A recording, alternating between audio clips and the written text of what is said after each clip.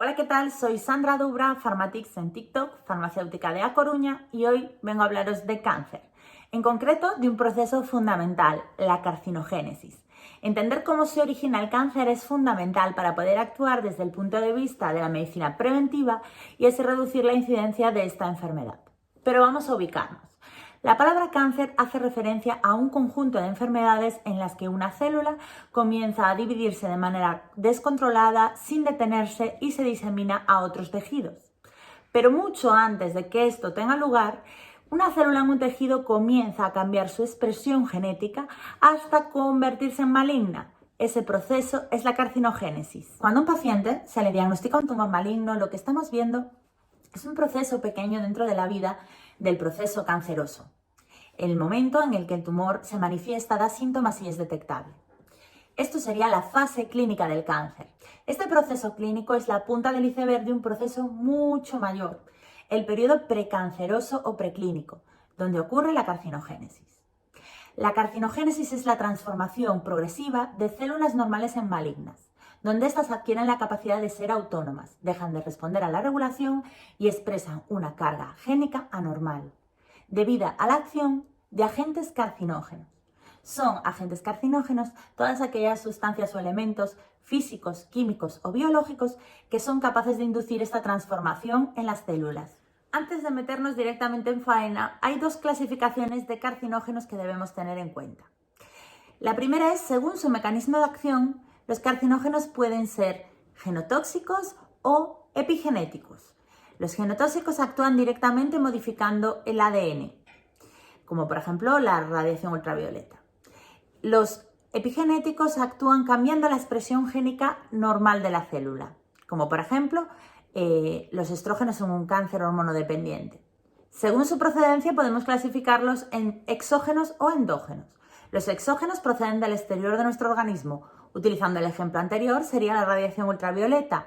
Los endógenos son sustancias propias naturales de nuestro propio organismo, como por ejemplo residuos del metabolismo celular como radicales libres, o utilizando también el ejemplo anterior, los estrógenos o hormonas sexuales que estimulan cánceres hormonodependientes. Una vez comprendido qué es la carcinogénesis y qué es un agente carcinógeno, vamos a hablar de sus tres fases: iniciación, promoción y progresión.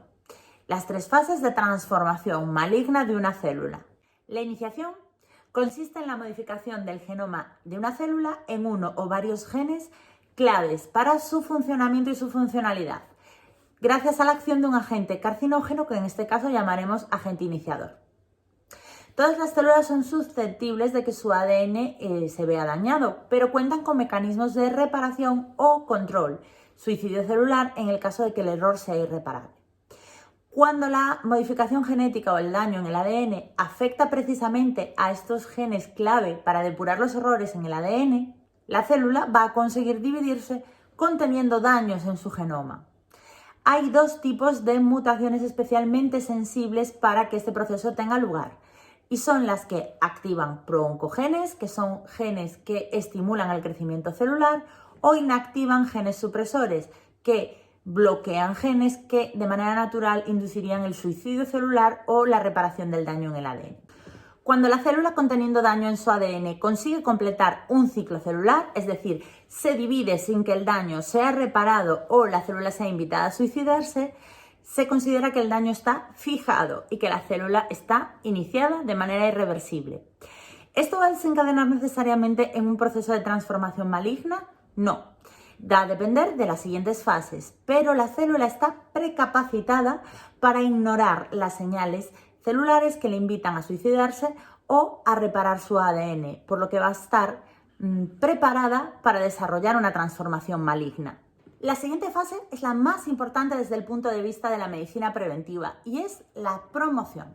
Durante esta fase no hay modificación genética. El carcinógeno actúa estimulando la multiplicación selectiva de la célula iniciada, es decir, de las células que están precapacitadas para convertirse en malignas. Esta estimulación va a depender del tiempo de exposición y de la dosis. Por lo tanto, retirando los carcinógenos de la vida de un paciente, podemos reducir sus probabilidades de desarrollar cáncer. Y si el paciente sigue estando estimulado por estos carcinógenos y la célula iniciada sigue multiplicándose y multiplicándose, Llegado a un punto de esta fase de promoción, ocurrirá lo que se llama conversión, y es uno o más nuevos cambios en el genoma de la célula que la transforman en maligna y llega la progresión. En la fase de progresión vuelve a haber cambio de la expresión génica de la célula, además su genoma es súper inestable, lo que facilita nuevos cambios y modificaciones, cambia además ya su morfología, se diferencia de las células sanas del tejido, se vuelve invasiva y disfuncional, y este proceso ocurre de manera irreversible, es decir, esta célula ya malignizada comienza a dividirse durante la etapa de progresión, estimulada por carcinógenos que actúen sobre la etapa de progresión, y acaba desarrollando en el tumor y llega al comienzo de la fase clínica. Vamos a ver dos ejemplos de intervención que podemos hacer en un paciente con predisposición de desarrollar cáncer, reduciendo los carcinógenos y por lo tanto reduciendo sus probabilidades de desarrollar cáncer. Una intervención que nos puede resultar más común o intuitiva sería reducir los carcinógenos exógenos de la dieta.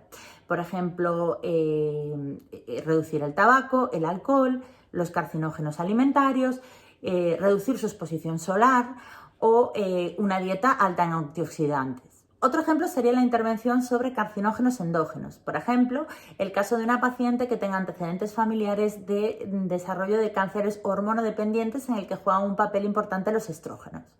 En esta paciente podríamos identificar que los estrógenos pueden estar actuando como un carcinógeno endógeno y el médico puede ver conveniente bloquear la acción de los estrógenos sobre los tejidos mediante una intervención farmacológica preventiva. Y ya para terminar vamos a mencionar los 4 grupos de agentes carcinógenos que más frecuentemente se vinculan según la OMS a la aparición de cáncer. Hacemos un ranking inverso. En el puesto número 4, la exposición ocupacional, la exposición en el ámbito de trabajo.